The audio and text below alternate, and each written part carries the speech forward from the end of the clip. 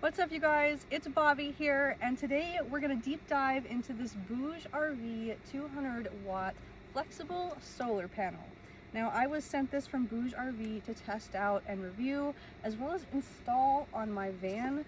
So we're going to be going through all of the specs, all the details, all the things you need to know, all the goods, all the bads, and everything in this video. So make sure you stick around and check out the entire thing, because we have a lot to say. We're going to be testing this thing clean. We're going to be testing it dirty with dirt piled on it. We're going to be walking on this thing. Yes, you can walk on this solar panel and it does not damage it from what I hear. So we're going to test it out and see how much power this puts into my 1800-watt BlueEddy power bank. Now, before I even plug this in, I think it's important to talk about who this panel is actually designed for, because not every solar panel is for every person. This is not a residential rooftop panel, and this isn't for someone trying to power an entire house off-grid permanently. This is for van life setups, RV roofs with slight curves, boats, temporary solar setups, people who don't want to drill holes into whatever they're putting this on, and people who move their solar around. If you're someone who wants maximum watt production per square inch and don't care about flexibility, rigid glass panels will usually outperform flexible ones.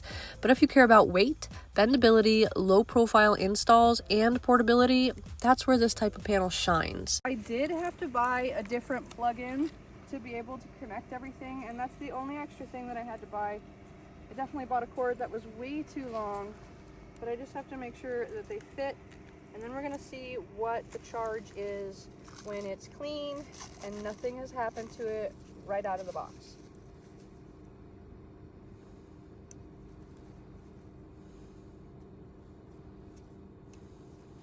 Already, I'm super impressed with it.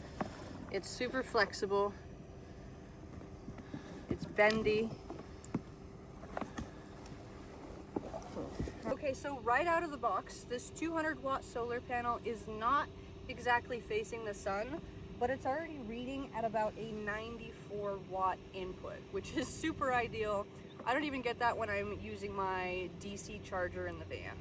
So I'm going to have it face the sun while I talk about it a little bit more and see how much charge I can really get, and see if this is going to be the most ideal thing to actually install on my minivan. Okay, now let's talk about build quality, because flexible panels get a bad reputation sometimes. What I'm looking at is the edge sealing, the backing material, the cell alignment, the connector quality, and the junction box sealing. The edges are actually clean, no peeling, no weird bubbles, and that's important because moisture intrusion is what kills panels over time. The back layer feels reinforced, not flimsy, and that matters if you're mounting to a van roof that heats up in the Arizona summer. The connectors feel super solid, not loose or cheap. So, visually, this looks well assembled. The real question is long-term durability, and that only time can prove. Now, heat is also a big deal with flexible panels. Rigid glass panels actually dissipate heat better because air flows underneath them when mounted properly. Flexible panels sit flush. That means they can run hotter. And solar panels lose efficiency as they get hotter. So if you live somewhere hot like I do, that's something to consider. However, flexible solar panels like the one I have with SIG's technology typically handle heat better than traditional crystalline silicone panels. So in theory, this panel should maintain output more consistently in higher temperatures compared to some rigid panels.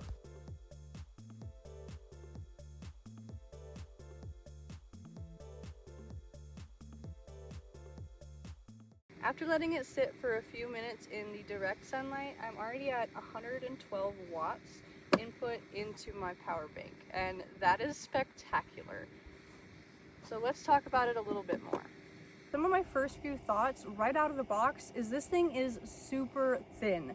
I didn't think it would be this thin or lightweight. I have absolutely no problem lifting it up on my own, and installation is going to be a breeze. It's super flexible, you can bend it easily, and there's no problem in worrying about if it's going to snap or not, which is super ideal for minivans. If you don't have a rooftop kit like me, you can just stick it on and it goes right against the shape of your vehicle.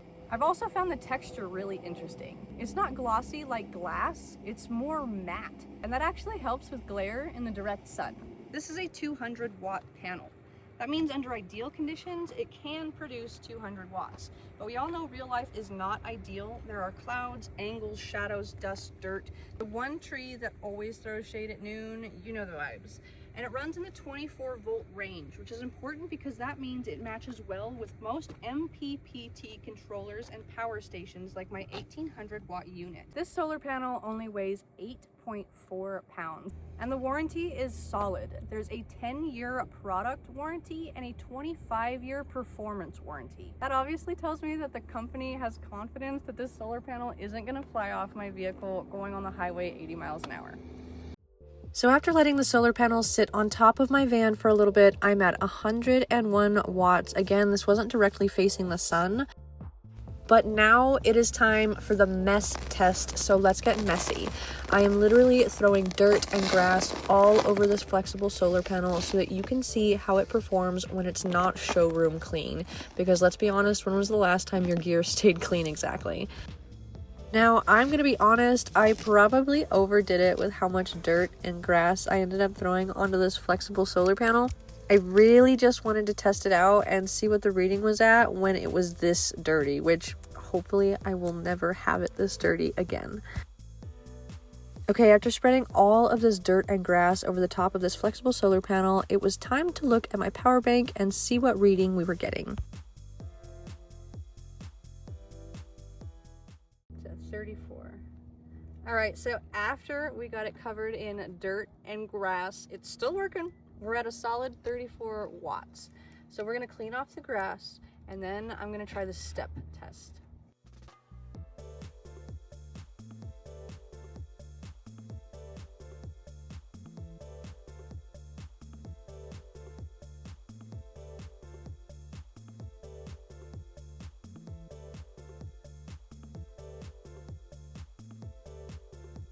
Okay, before anybody panics, yes, I'm about to step on this panel with my boots. And no, I'm not doing this to abuse it. I'm doing this because real life happens.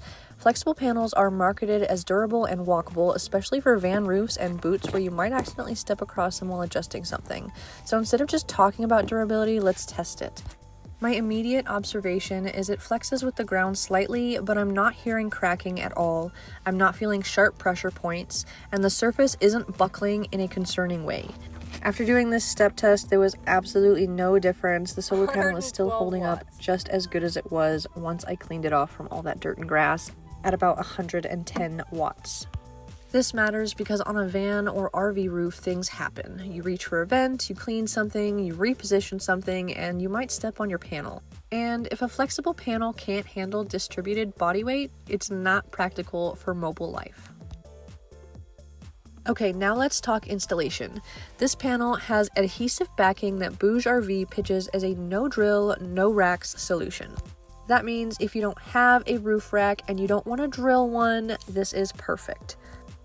But here's the key part, you need to clean your surface, and I can't stress that enough. Dirt, grease, sunscreen residue, that will ruin your adhesion before you really even start.